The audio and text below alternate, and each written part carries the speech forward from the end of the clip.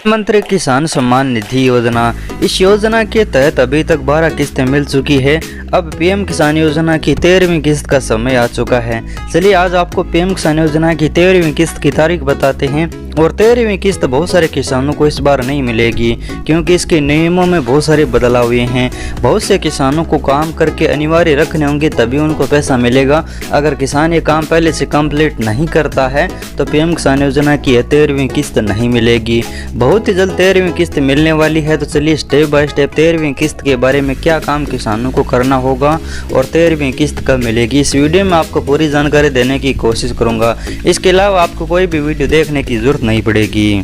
अब यहाँ पर आप देख सकते हैं what are the benefit of the scheme. इस योजना का फ़ायदा किस तरह से मिलता है। तो इस योजना में सालाना 6000 रुपये दिए जाते हैं जिन किसानों के नाम ज़मीन होती है, और 4 महीने के अंतराल से ये 6000 रुपये किस्तों में दिए जाते हैं। यही पैसा पीएम किसान योजना में अभी तक 12 किस्तें हैं वो भेजी जा चुकी है। लेकिन अब इस योजना की 13वीं किस्त का समय आ चुका है। लेकिन ये पैसा मिलते कितने अंतराल से है। 4 महीने के अंतराल से कभी कभार सरकार देती है, कभी कभार 4 महीने के अंतराल से नहीं देती है, क्योंकि 11वीं और 12वीं किस्त के बीच के जो अंतराल था वो 5 महीने से ज़्यादा का था। और सरकार बोलते हैं हम तो 4 महीने के अंतराल से पैसा जारी कर देते हैं। तो चलिए इसके बारे में आपको पूरी जानकारी बताता हूँ। तो यहाँ पर आप देख लीजिए इस योजना की जो 4 महीने के अंतराल से किस्त मिलती है, वो पहली किस्त यहाँ पर आप देख सकते हैं 1/12/2018, यानी सबसे पहली किस्त योजना की 1/12/2018 को जारी की गई थी।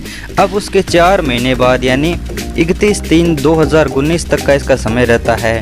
यानी दिसंबर से लेकर मार्च तक का जो समय है वो पीएम किसान योजना की एक किस्त का रहता है।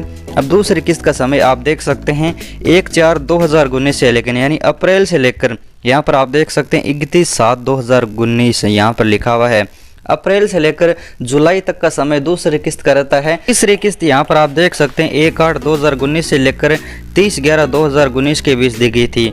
और जो पहली साल पैसा दिया गया था उसी समय पीएम किसान योजना की एक गाइडलाइन भी जारी हो चुकी थी, नियम भी जारी हो चुके थे कि 4 महीने के अंतराल में कभी भी पैसा दिया जा सकता है।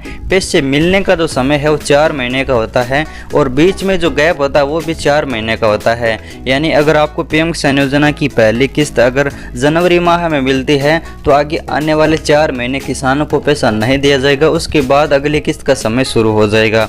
इसी तरह पीएम किसान योजना के नियम है।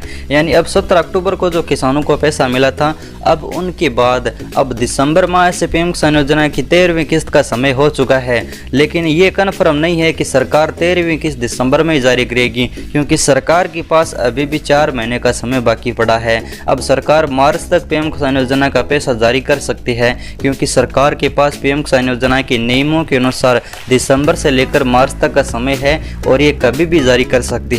इसमें किसान ये नहीं कह सकता कि सरकार पैसा देना नहीं चाहती या फिर सरकार के पास पैसा उपलब्ध नहीं है, क्योंकि सरकार के पास अभी समय उपलब्ध है। वह दिसंबर से लेकर मार्च के बीच पीएम किसान योजना का पैसा कभी भी जारी कर सकती है। लेकिन अब हम बात करते हैं अगली किस्त प्राप्त करने के लिए किसानों को कौन से काम करके रखने अनिवार्य है।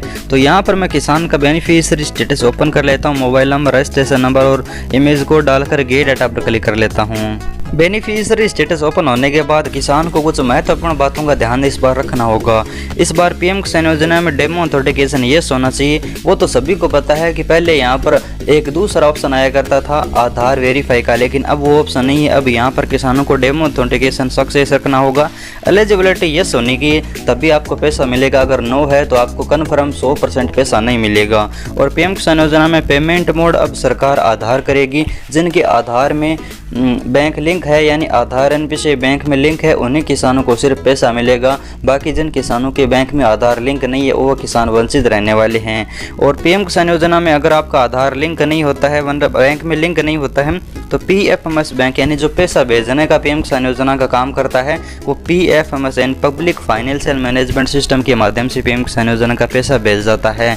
अगर आपके बैंक में आधार लिंक नहीं है तो ये रिजेक्ट दिखाएगा, जैसे आप इस किसान का देख सकते हैं। और सबसे बड़ा और सबसे जो नया नियम सरकार ने बदलाव किया है वो लैंड सीडिंग का है। अब गलत किसानों को पकड़ने के लिए सभी किसानों को अपनी भूमि का वेरिफिकेशन पीएम किसान योजना में करवाना होगा। यानी इसे आप सेकंड ई-केवाईसी मान सकते हैं। पहली ई-केवाईसी आप पीएम किसान के पोर्टल पर कर सकते हैं, वो तो लगभग किसानों ने कर ली है। पहली ई-केवाईसी में किसान को अपना आधार नंबर देकर ओटीपी देना होगा। अगर OTP नहीं आता है तो फिंगर लगाकर भी करवा सकता है।